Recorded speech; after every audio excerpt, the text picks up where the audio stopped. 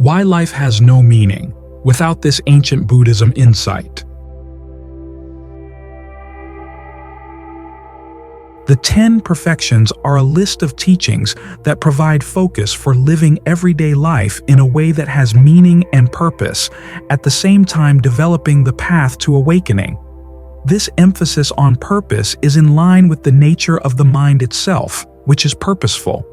To be happy, the mind requires a good purpose. The perfections pose questions that force you to reflect on what kind of purpose you already live for, and whether you might do better to aim at something higher. The questions they ask are, what kind of happiness do you want to set as a goal in your life? Is your current behavior actually taking you there or somewhere else? If it's taking you somewhere else, what do you need to change? The answer given by the 10 perfections to these questions is that true happiness can be gained through human action, but it lies in a dimension beyond the confines of space, time, and change. It's the best possible goal. In some cases, it can be attained in this life, but in others, it may take 2 lifetimes or many more. So, the perfections ask you to take the attitude of a marathon runner. Pace yourself and be ready for the long term so that you don't give up before you've arrived at the goal. All of the Buddha's teachings, his Dhamma, are goal-oriented. This is reflected in the fact that the word Dhamma is often paired with the word Attha, which means meaning, purpose, benefit, or goal. All of these meanings of Attha are connected. To know the meaning of the Dhamma is not just a matter of interpreting its words in terms of other words. You also have to know its purpose, how the teaching is supposed to be acted on, and where it's supposed to lead you when you act on it correctly. In fact, you won't really know the fullness of the meaning of the Dhamma until you've had a direct experience of the goal. To reach that experience, you have to ask, with regard to every teaching, what is this teaching for? How do I act on it correctly? And when I do, where will it take me? Then act accordingly. To understand the goal of the 10 perfections, we should first look at 2 approaches to life that the Buddha did not take, because sometimes they are falsely attributed to him. The first is that there is nothing to attain, that we should reject the desire for something better than what we presently experience as unrealistic, and instead find contentment in accepting things as they already are.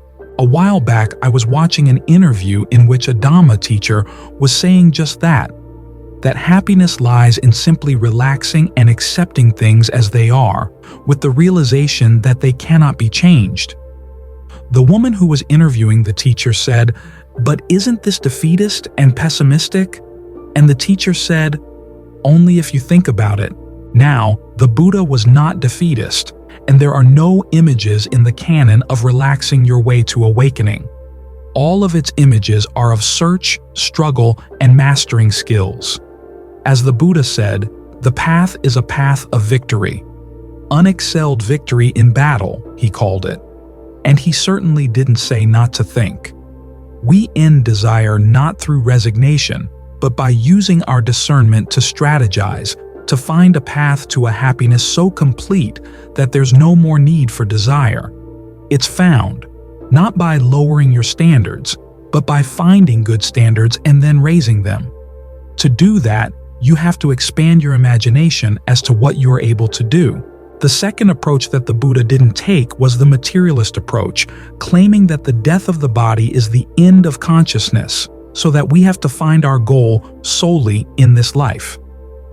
This perspective might lead us to find meaning in creating a better society where people can live a moral life with all its anxieties and vulnerabilities. This, however, does not solve the major problem in life, which is that we're driven first by our hungers. We live by feeding on one another. One of the images that occurred to the Buddha before he began his quest for awakening was of many fish in a stream. The stream is drying up, and the fish are fighting one another over that last little bit of water. Yet even the fish who succeed in pushing the others out of the way are going to end up dying anyhow. If this were all there was to life, it would be pretty depressing. The problem with the relaxed, accepting approach and the materialist approach is that both see suffering as a necessary part of life that simply has to be accepted. This is precisely what the Buddha did not accept. He aspired to freedom from suffering and from the need to feed. The materialist view also differs from the Buddha's approach in that it starts with an assumption about the relationship between body and mind, that the body comes prior to the mind, and from there draws some conclusions about what we can do and know. The Buddha's approach was the other way around. He started by mastering skills that allowed him to do and know more than he had ever done and known before, putting an end to suffering and realizing a timeless happiness. Then, in the course of mastering those skills, he made some radical discoveries about how the body and mind are related. One of his discoveries was that consciousness does not need a body to survive. Consciousness and craving feed on one another in such a way that they can keep each other going beyond the death of the body, from lifetime to lifetime, indefinitely. This was not an idea that the Buddha had simply picked up from Indian culture. There were many materialists in ancient India, so, in teaching rebirth, he was not adopting, without thinking, an idea universally accepted in his culture. It was a hotly debated issue in his time. He also discovered that actions have results that lead beyond this life, and the results follow the pattern of cause and effect based on the quality of the intention behind the act. Because intentions come from the mind, this puts the mind first. Here it's important to note that the word for mind in Pali, citta, can also mean heart. In other words, we're looking at the mind/heart both as something that thinks and understands and as something that desires. From the Buddha's perspective, these two functions are not totally separate. Our thoughts are shaped by our desires, and our desires by our thoughts. In particular, the act of forming an intention uses both sides of the mind/heart. Each intention is based on a desire to attain a goal, informed by our understanding of what is possible and how, given what's possible, it can best be attained. The practice of developing the perfections is one where we train our mind to be good so that it has a correct understanding of cause and effect, and of how to use cause and effect to attain a wise goal. We also train our heart to be good, both in the sense of desiring a well-being that causes no harm, and in the sense of having the strength to carry through with that desire. Then we combine that good mind and good heart to produce intentional actions that are skillful and coherent, leading to the best possible goal, a happiness that has no need to feed. Only then can we be truly harmless and safe. The Buddha discovered that this goal is possible, and he presented it as a challenge. Do you want to live life without trying to see whether it's true? He says that we have a potential power in our hands. Don't you want to see how far it can take you toward awakening to the end of suffering? The perfections we'll be discussing in the course of this retreat are qualities of heart and mind needed to arrive at that awakening. If we desire true happiness, their development should take priority in our lives, requiring that we trade short-term comfort for long-term happiness. The 10 perfections are these: giving, virtue, renunciation, discernment, persistence, endurance or patience, truth, determination, goodwill, and equanimity. You'll notice that these are qualities both of a good mind and of a good heart. We try to bring wise understanding to the desires of the heart so that, as they work together, they can shape intentions that are noble and good. These qualities are also strengths, and many of them are listed in the suttas as treasures. They teach us to regard the challenges of life not as obstacles, but as opportunities to make our hearts and minds wealthy and strong. The role and importance of the perfections is reflected in the Pali word for perfection, Pāramī. It can either mean foremost, para, or it can be related to the other side, param. In other words, the 10 perfections take priority for anyone who is aiming to go beyond suffering, to find unbinding or true freedom on the other side of the flood of birth and death.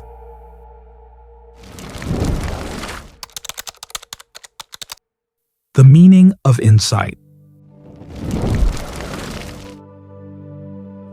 As you sit here, you'll be making choices for the entire hour. The primary choice will be whether to stay with the breath. You made up your mind at the beginning of the session that that's what you're going to do. See what happens when you stick with that decision. Each time the question comes up and there's a little stirring of a thought in the mind, choose to come back to the breath. Let the thought go, unless it's a thought related to the breath and helpful for getting the mind to settle down. The mind is always making choices, both when you're meditating and when you're not. In fact, that's its primary activity, choosing what to do. As the Buddha says, we fabricate the aggregates for the sake of using them. So that gives us two things right there. Goals, what the Buddha calls Attha, and means toward the goals. This is the way the mind functions. This is the way it gropes through the world, learning about things, learning what works, what doesn't work, which kinds of goals are possible, which ones are not. It's because of this activity that life has meaning. If we weren't making any choices, if we were machines, spinning wheels with no alternative but to keep on spinning, there'd be no meaning to it at all. This is one of the reasons why the word for goal in Pali is also the word for meaning, Attha. We look for meanings, instructions, or advice on what are good goals and on what's worth doing, what's not worth doing, for the sake of those goals. Think of the meaning of words. There are some cases where the meanings get translated into other words, and that satisfies you. But in other cases, you start thinking, what is the meaning of the fact that we have language? It's one of our tools for finding what we want beyond the words. If something gets us to what we want, then it has meaning. That's where the meaning of words goes beyond other words. Life itself, in that case, has meaning. You could say that we live by meanings. I've been reading an account of Knud Rasmussen going by dog sled across northern North America. He was interviewing shamans, storytellers, and poets among the Inuit, and he was always interested in how they interpreted the meanings of their stories. There was one storyteller who told him a story about a fox and a wolf. The fox tells the wolf that he's learned how to use his tail to catch fish. The wolf wants to know how to do that. He'd like to have some extra fish in his diet. So the fox says, well, you dig a hole in the ice, then you stick your tail down into the hole, and if you feel anything nibbling at the end of the tail, you pull it out. And there, you've got your fish. So the wolf does as he's told, and the fox gets out of there as fast as he can, because he knows what's going to happen. The wolf's tail gets frozen into the ice. So what does he do? He has to bite off his tail. Of course, he's furious at the fox and he goes looking for him. The fox sees him coming, so he takes some leaves and he holds them in front of his eyes so that the wolf can't recognize him. The wolf comes up to him and says, "Have you seen that other fox?" And the fox says, "I'm sorry, I haven't seen anything. I'm snowblind right now, which is why I have to hold these leaves in front of my eyes." The wolf believes him and goes away. End of story. Rasmussen asked the storyteller, "What is the meaning of that story?"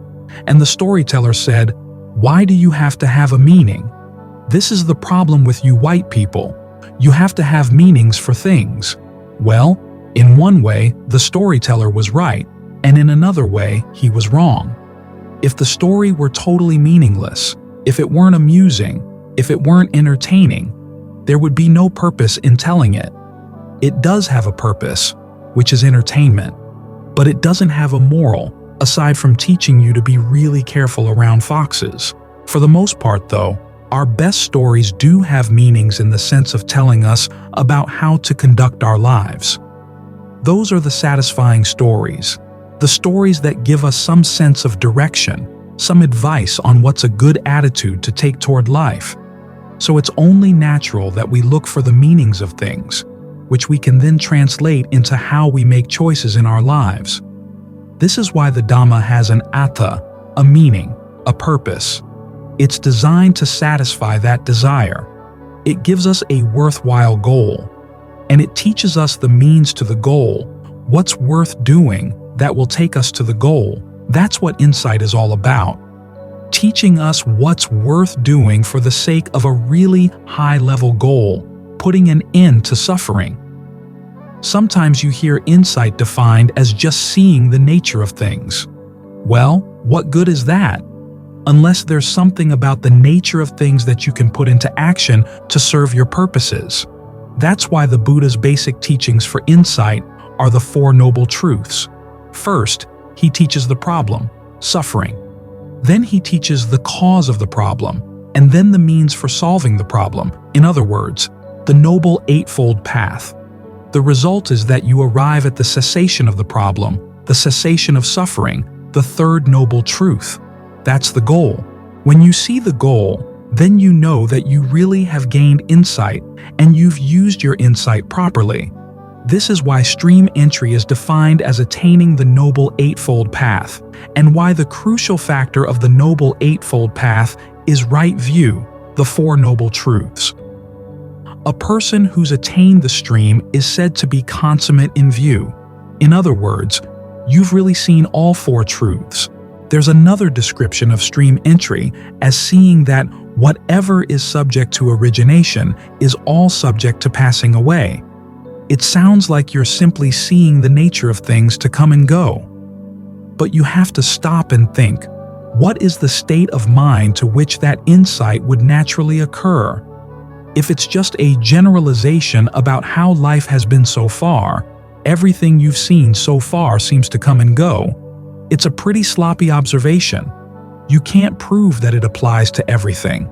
The only time you can prove it is if you see something that's not subject to origination and you see that that doesn't pass away. When Sariputta attained his first experience of the Dhamma eye, he then went to tell Moggallana. This was before they had met the Buddha. Moggallana sees him coming from afar and says, "Your complexion is clear, your faculties are bright. Have you seen the Deathless?" And Sariputta says, "Yes. It's from seeing the Deathless that you can look back on things that are not deathless, and you realize that the difference is that they are subject to origination and passing away, whereas the Deathless is not. It's in seeing this that insight becomes complete. And this is what insight is good for. This is what it means." Sometimes you hear that insight is seeing things in terms of the three characteristics, but then the three characteristics, or more properly, the three perceptions, what are they good for? If you simply say, well, everything is impermanent, what does that tell you about what to do? You could take that observation and do all kinds of things with it. You could decide that nothing is worth striving for at all, so you might as well give up. In other words, that insight on its own can be used for very defeatist purposes. Or you could use it for hedonistic purposes, to justify going for whatever pleasure is within your reach while it lasts. Actually, you use these perceptions properly when you put them in the context of the Four Noble Truths, or more specifically in the context of the analysis the Buddha recommends for gaining escape from the forms of suffering included in the First Noble Truth. You see their origination, you see their passing away, you see their allure, and then you see their drawbacks. It's in the context of trying to see their drawbacks that you apply those three perceptions. You look to see the extent to which the things you cling to are inconstant, stressful, and not self, so that you can develop dispassion for them. That dispassion is going to be your escape to the deathless. Those observations have meaning only in the larger context of the meaning of the Dhamma, the goal of the Dhamma, its Attha.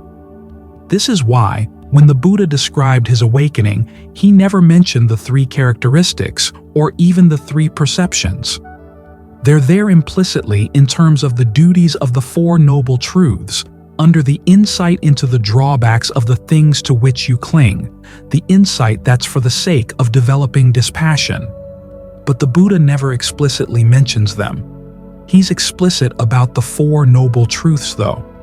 He says that when you see those truths and see them clearly, in the same way that a person standing on the bank of a pool of limpid water would look into the pool and see the fish moving around and resting in the water. When you see all four noble truths clearly in that way, that's when insight has shown what it's good for. That's what its Attha is, its purpose is. So, we're here not to learn so much about the nature of things outside. We're here more to learn about the actions of the mind as it's making choices, and which choices are worth making to get to a goal that doesn't serve as a means to anything else. That's when we find something that really satisfies the heart and mind, something with intrinsic meaning. This meaning doesn't point to something else or serve a purpose for the sake of something else. It's the one thing for whose sake we do everything else. We all want true happiness. That's what we're groping around in the world for, as we make our choices and then learn from them, or sometimes don't learn from them. The Buddha simply gives instructions on how to go about learning in the most effective way. So, use appropriate attention, ask the right questions, look at your actions, train the mind so that it can see its actions and their results really clearly. That's why we're here right now. The breath is here to train the mind. We train the mind for the sake of true happiness. These are all means to a goal, although you don't get to the goal by focusing on the goal or trying to clone the goal. You get there by paying attention to the means and doing them really carefully. Still, it's good to have in the back of the mind the realization that the practice does serve a purpose, and to have a general idea of what that purpose is, because that's what gives meaning to the practice and keeps us on course.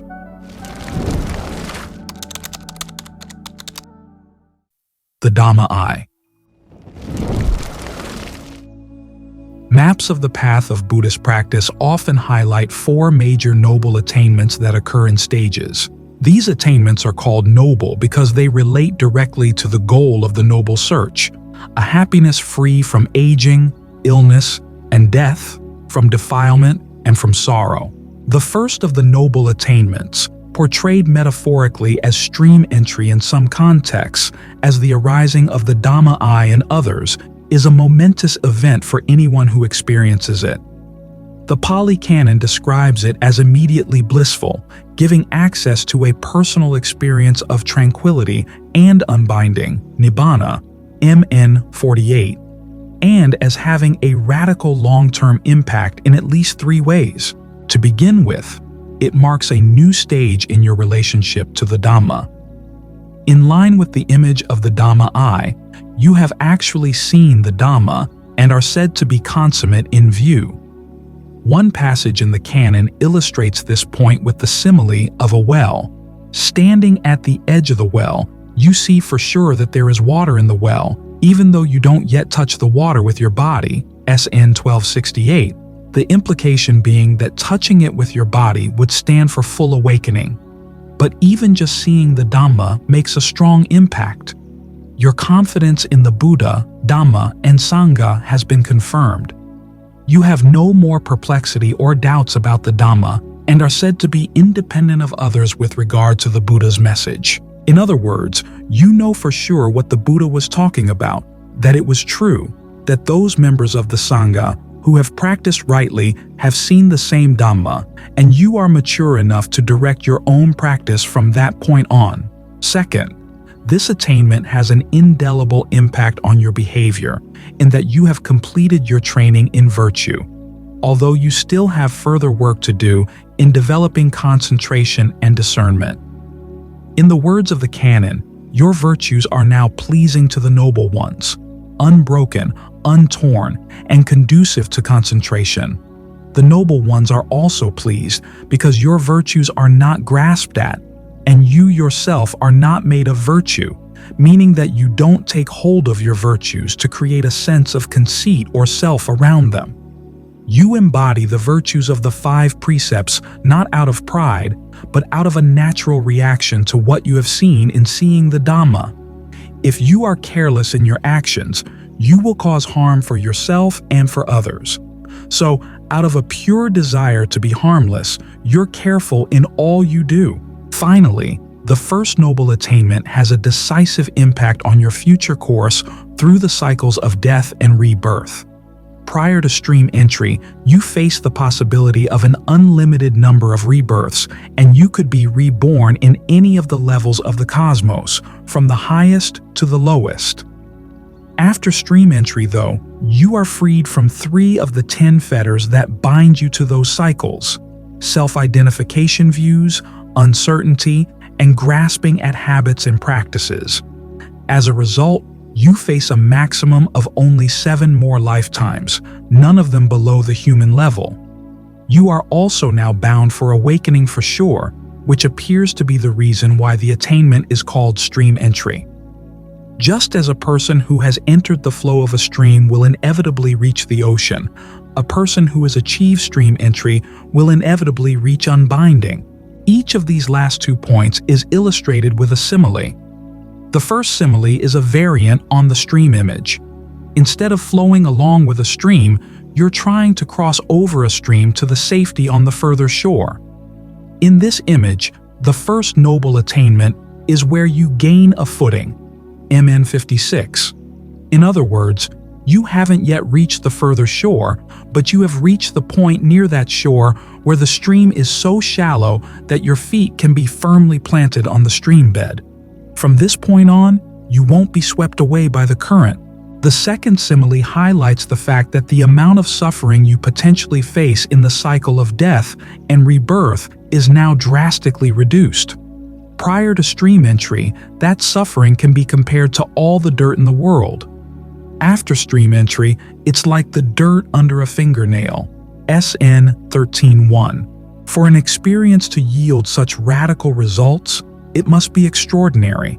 The canon gives some idea of what the stream entry experience involves in its explanations of what the stream is and what the Dhamma eye sees.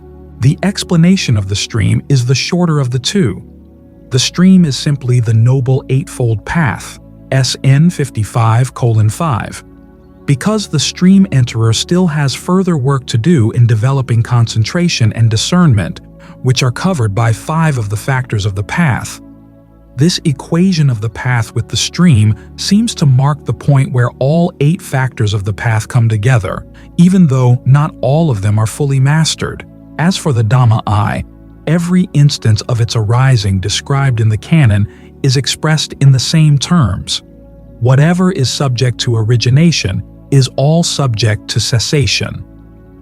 The fact that the experience is always expressed in the same terms is striking, because the canon tells of its happening to a wide variety of people listening to the Buddha's teachings, everyone from the 5 brethren, long-term ascetics who had attended to the Buddha to be during his austerities, to the would-be assassin who, in the Buddha's later years, had been hired by Devadatta to kill the Buddha, along with the would-be assassins hired to then kill the first would-be assassin, and the would-be assassins hired to kill them.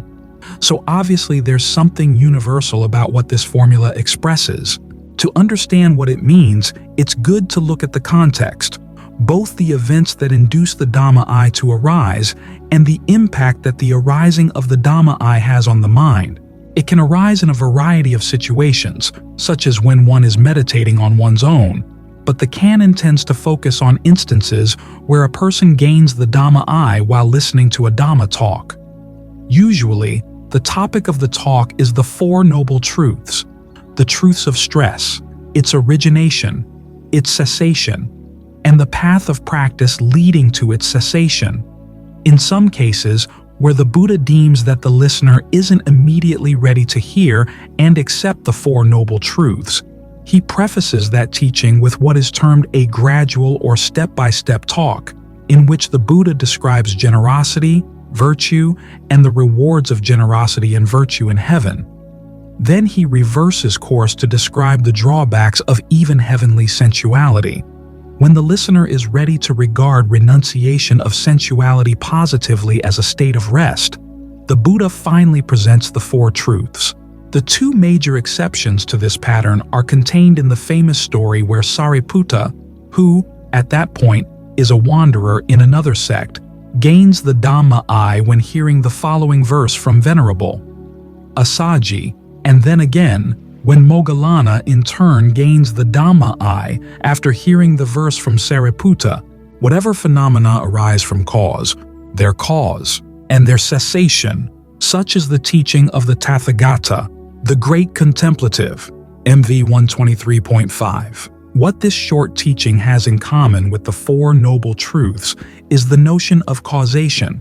Origination means cause, and its relationship to cessation. The formula for the Dhamma eye is sometimes followed by a description of its impact. In the case of Sariputta and Moggallana, this takes the form of a poem that the narrator of their story addresses rhetorically to them. Just this Dhamma, just this much, and you experienced the sorrowless state, unseen, neglected, for many 10,000s of eons. MV 123.5. In this case, the emphasis is on the attaining of a sorrowless state, one of the attributes of the goal of the noble search. In other cases, the impact of the arising of the Dhamma eye is described by a standard passage focusing on the overcoming of doubt, as in the case of Upali the householder. Then, having seen the Dhamma, having reached the Dhamma, known the Dhamma, gained a footing in the Dhamma, having crossed over and beyond doubt, having had no more questioning, Upali the householder gained fearlessness and was independent of others with regard to the teacher's message. MN 56. In short, these passages show that the Dhamma eye arises after learning about cause, effect, and cessation. It then leads to the overcoming of doubt and to a sorrowless state. When we understand the context of the Dhamma eyes arising in these terms, we can evaluate the different interpretations offered for what the Dhamma eye formula actually means. Arising verses. Origination. One interpretation that's currently widespread states that the Dhamma eye is simply the acceptance of the principle of impermanence or inconstancy. All things that arise must pass away. But there are many reasons, both contextual and textual, for not accepting this interpretation. To begin with the contextual issues, what sort of experience would legitimately and naturally lead to that acceptance? You'd have to make a survey of all phenomena in the universe for the conclusion to legitimately apply to all phenomena. Anything short of that would simply be, in the words of MN 95, an agreement through pondering views, that is, a conclusion based on ideas and observations that fit in with one another but haven't been universally tested. As the Buddha repeatedly said, the fact that a theory is coherent and consistent with a few facts is no guarantee that it's true. So it's hard to see that such a conclusion would, for him, count as an overcoming of doubt. There's also the question of why agreeing to the principle that everything that arises passes away would invariably lead to a tranquil, sorrowless state. I know of many people who, believing that meditation aims at a vision of the impermanence of all things, induce themselves to confirm that principle in their practice and then find the experience disturbing and disorienting. So, in light of these contextual issues, it's hard to accept that this is what the Dhamma eye sees. As for the textual issues, it's important to note that the formula for the Dhamma eye doesn't make reference to all that arises. Instead, it speaks of all that is subject to origination. The difference is crucial.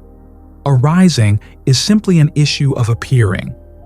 Origination, however, is an issue of causality. The Dhamma eye speaks of all that arises because of a cause, but not just any cause.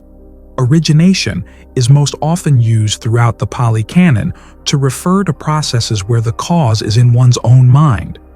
Given that the Dhamma eye most frequently follows on hearing the Four Noble Truths, and given that the word origination in the context of those truths refers to the causes of stress within the mind, 3 types of craving, it follows naturally that anyone listening to these truths would naturally look for the causes of stress in his or her own mind. So the formula for the Dhamma eye refers to what is seen when a listener does just that. You look for the craving mentioned in the second noble truth, and in bringing right view and all the other factors of the path, hence the stream, to bear on it, you can put an end to it. At the same time, MN9 and AN10:92 indicate that in doing so, you not only see the end of stress, but you also see how all the factors of dependent co-arising prior to craving, through feeling, sensory contact, the six sense media, name and form, sensory consciousness, fabrication, all the way back to ignorance, unravel as well. Stress, you come to realize, is not the only thing internally originated. So is what the Buddha calls the all, the experience of the sense media, the five senses, plus the mind as the sixth. This is probably one of the most radical aspects of gaining the Dhamma eye, seeing the extent to which sensory contact is dependent on events in the mind. This is the all that ceases when its internal causal conditions cease. And the cessation of this all is nothing other than an experience of the deathless. UD 8.1, SN 35-117. So in answering the textual questions around the Dhamma eye formula, we also answer the contextual questions raised earlier. The experience leading to the Dhamma eye is one in which you pursue within the mind the question of where stress originates, and in doing so, you unravel not only the immediate cause of stress, craving, but also the internal origination of your experience of the six sense media. In seeing the cessation that results, the cessation of the all, you naturally come to realize that whatever is subject to origination is all subject to cessation. That's because you also see what lies outside the category of whatever is subject to origination, what is not subject to origination or cessation, the sorrowless state in which there is no arising or passing away, Udana 8.1. It's only in seeing what is not subject to origination that the category all that is subject to origination naturally and legitimately occurs to the mind. This is why when Sariputta, after experiencing the Dhamma eye, was asked by Moggallana if he had attained the deathless, he replied, "Yes, I have." Now, this deathless is not a blanking out. Instead, it is a type of consciousness that's not known through the all, MN 49, and is not dependently co-arisen. The Buddha calls it consciousness without surface, and in SN 1263, he gives an image that helps to explain this term. Ordinary consciousness, affected by clinging, is like a beam of sunlight that can be detected because it lands on a surface. This non-clinging consciousness is like a beam of sunlight that doesn't land on any surface at all.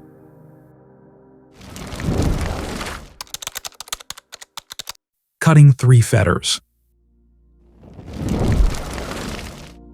As we have already noted, all the factors of the Noble Eightfold Path are present in the steps leading up to the experience of this consciousness, but the concentration and discernment factors are not yet fully developed.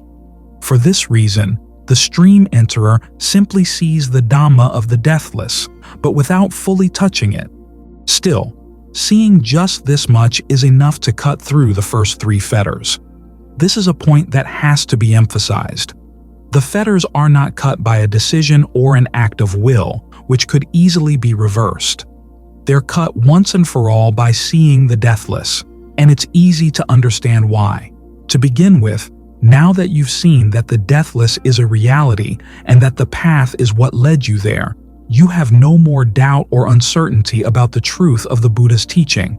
It really does lead to a sorrowless state totally free from stress. The experience of the deathless thus cuts through the fetter of uncertainty. Second, you've seen that the experience came about through the skillfulness of your own actions, and that what had prevented you from seeing it earlier were your own unskillful actions. For this reason, you would never intentionally break the 5 precepts ever again. At the same time, though, you see that the experience of the deathless required more than just following the rules of the precepts. It also entailed a radical act of internal discernment and of letting go that didn't follow any rules. These realizations, combined, cut through the fetter of grasping at habits and practices. From now on, you are virtuous, but not made of virtue. Third, when all that is subject to origination falls away, the 5 aggregates, the form of the body, along with the mental actions of feelings, perceptions, thought fabrications, and acts of sensory consciousness, fall away as well. And yet there is a consciousness of the deathless that remains. It's for this reason that you would never again hold to a view in which you would define yourself around any of the aggregates. This is what cuts through the fetter of self-identification. This last fetter relates to another common misinterpretation of the stream entry experience. There are those who say that because stream entry cuts through this fetter, stream entry is the point in the practice where you realize that there is no self. But here again, there are textual and contextual reasons for calling this interpretation into question. To start with the contextual reasons, it's hard to see what kind of experience would legitimately lead to the conclusion that there is no self, just as it's hard to see what kind of experience would legitimately lead to the conclusion that there is a self.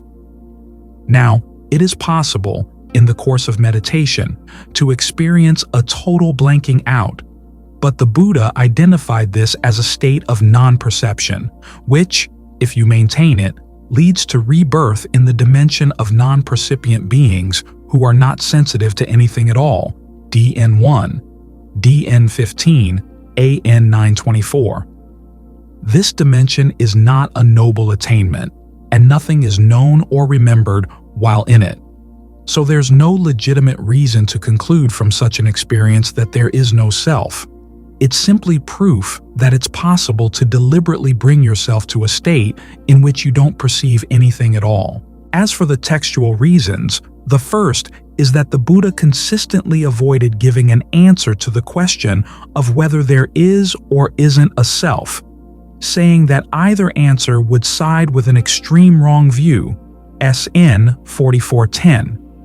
He also stated that the questions of what you are and whether you exist or not are not worthy of attention, in that they pull you off the path into a jungle of views, including the views that I have a self and I have no self, with all the entanglements that those views entail, MN2. Second, after the Buddha brought all 5 brethren to an experience of the Dhamma I, he then gave them a Dhamma talk, in which he taught that the 5 aggregates should be regarded as not self.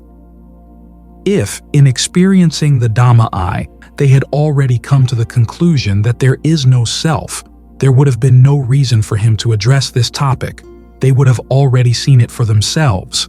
The reason he did have to address the topic is because cutting the fetter of self-identification views does not entirely remove from the mind all traces of stress related to the act of clinging to a sense of self. The views covered by self-identification all come down to the sense that I am this, where this can be either an aggregate, the owner of an aggregate, something within an aggregate, or something containing an aggregate within it, such as a cosmic sense of self, SN 22.2. However, even after abandoning the sense that I am this, you don't necessarily abandon the conceit I am, a fetter that is cut only with the 4th and final noble attainment. As SN 2289 explains, even after self-identification views are removed, there is still a lingering sense of I am with regard to the aggregates, just as when a cloth has been thoroughly washed, there is still a lingering scent of the cleaning agent used in cleaning the cloth. So it was to get rid of the lingering sense of I am around the aggregates that the Buddha taught the 5 brethren that all 5 aggregates should be regarded as not self. When they abandoned that last lingering clinging, they were able to gain the ultimate noble attainment, total release from clinging, fully touching unbinding for themselves. Listening to the Dhamma. When we understand that the arising of the Dhamma I has to occur in conjunction with the first experience of the Deathless, it helps us to answer many of the textual and contextual questions surrounding the descriptions of the Dhamma I in the canon. It explains what the terms of the Dhamma I actually mean, and also why the arising of the Dhamma I has such a radical impact both on one's present state of mind and on one's future course, cutting through the three fetters and placing a limit on one's suffering in samsara. However, this way of understanding the Dhamma I does raise an important contextual question of its own. How can just listening to a Dhamma talk give rise to such an experience, especially in cases like those of the would-be assassins who had no background in Dhamma practice at all? The short answer to this question is that people who gain stream entry while listening to a Dhamma talk aren't just listening. They have to be more actively engaged in seeing how the talk applies to events in their own minds. This point is made, in general terms, in the list of 4 factors required for stream entry: associating with people of integrity, listening to the true Dhamma, applying appropriate attention, and practicing the Dhamma in accordance with the Dhamma, SN 55:5. Appropriate attention here means seeing how the lessons of the talk apply to the Four Noble Truths as they appear in your own mind.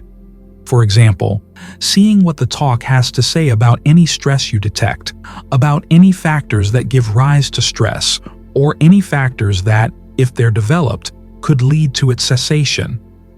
Practicing the Dhamma in accordance with the Dhamma means applying the duties of the Four Noble Truths appropriately to such events as they appear in the mind, comprehending stress, abandoning its origination, realizing its cessation, and developing the path to its cessation, all for the sake of dispassion and release. This list of factors doesn't say that they all have to occur while listening to a talk. For example, you could apply the duties of the Four Noble Truths while meditating on your own after listening to the talk. It also doesn't describe how the factors can come into play while listening to a talk.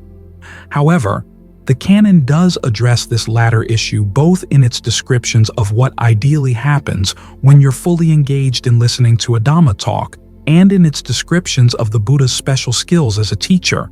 2 discourses in particular, AN 526 and AN 5151, give an idea of how you actively follow along when a talk is being given. AN 5151 discusses what you bring to the talk. You approach it with an attitude of respect, not despising the teacher, not despising the talk, and not despising your own ability to understand and follow it. You gather your mind into singleness, focus totally on listening to the talk, at the same time bringing appropriate attention to bear. Singleness, ekagga, here is the defining feature of concentration. Appropriate attention is related directly to right view. This means the 2 most difficult factors of the path, right view and right concentration, can be present while you're listening to the talk. By implication, all the other factors of the Noble Eightfold Path can be present as well. It's sometimes thought that right concentration puts you into a state of one-pointedness where you can't hear or think, but the fact that you can listen and apply appropriate attention when the mind is in a state of singleness shows that this is not the case. Both activities can occur in conjunction with a rightly concentrated mind, which is why it's possible, while listening to a Dhamma talk, for the path to come together in a way that allows the Dhamma I to arise. AN 526 discusses how the preliminary singleness of mind that you bring to the talk actually develops into right concentration. As you gain a sense of the Dhamma and of what it's aiming at, you develop a feeling of joy. This feeling of joy leads successively to rapture, calm, pleasure, and then concentration. This state of concentration then provides an opening for total release to occur, meaning that at the very least, it provides a basis for the Dhamma-I to arise. As for the case of the would-be assassins, CV 7:3.6-8, this is where the Buddha's status as a person of integrity and his skills as a teacher come into play. In addressing each group of assassins, he started by extending goodwill to them all, which influenced them to abandon their plans. Then he gave them a step-by-step talk. This talk is described at many spots in the canon, but nowhere is there any record of exactly how the Buddha addressed each topic in any of the individual talks. This suggests that he tailored each talk to his listeners' needs. In the case of the assassins, it's easy to imagine that he would have used some strong imagery to emphasize the dangers that are avoided by following the precepts. This would have alerted the assassins to the huge mistake they had just been saved from committing. The Buddha could have also emphasized the drawbacks of even the most refined sensual pleasures in heaven in terms of the dangers of staying on in samsara, the round of death and rebirth. SN 1513 contains a striking instance where the Buddha informs a group of monks that the amount of blood they have shed from having their heads cut off as they have wandered through samsara is greater than the water of the oceans. It's easy to imagine that the Buddha would have used similar imagery to gain the would-be assassins' undivided attention, so that they really would be ready not only to listen to the Four Noble Truths, but also to look into their own minds while listening. This is where the Buddha would have exercised what he called the miracle of instruction, DN 11, where the speaker, reading the minds of his audience, tells them, as soon as a particular state arises in their minds, whether to abandon it or to develop it. This would have aroused the respect of the assassins, at the same time helping them to apply appropriate attention to the events actually happening in their minds. As he explained these events in language they could understand, this would have led to the joy that would form the basis for right concentration. In this way, all of the factors for stream entry would have been present within them. So it's not at all impossible that, even in their case, the Buddha was able to bring them to the realizations that allowed them to gain the Dhamma-I. Unfortunately, at present, there are very few people who can practice the miracle of instruction, so our opportunities for gaining the same sort of help that the Buddha gave to the would-be assassins are few and far between. Still, even though you may not encounter anyone who can read your mind, it's nevertheless still possible to learn how to read your own mind. And, in reading your mind, it's still possible to bring the mind to singleness and to apply appropriate attention and to practice the Dhamma in accordance with the Dhamma with regard to whatever originates within you. That way, you can put yourself in a position where joy leads to concentration, and where concentration can provide a context where the Dhamma-I can arise. Then you can know for yourself what the Dhamma-I sees and the Dhamma-I formula actually means. So, the path is still wide open. The conditions for gaining the Dhamma-I are still at hand. It's simply a matter of making the most of them while you can.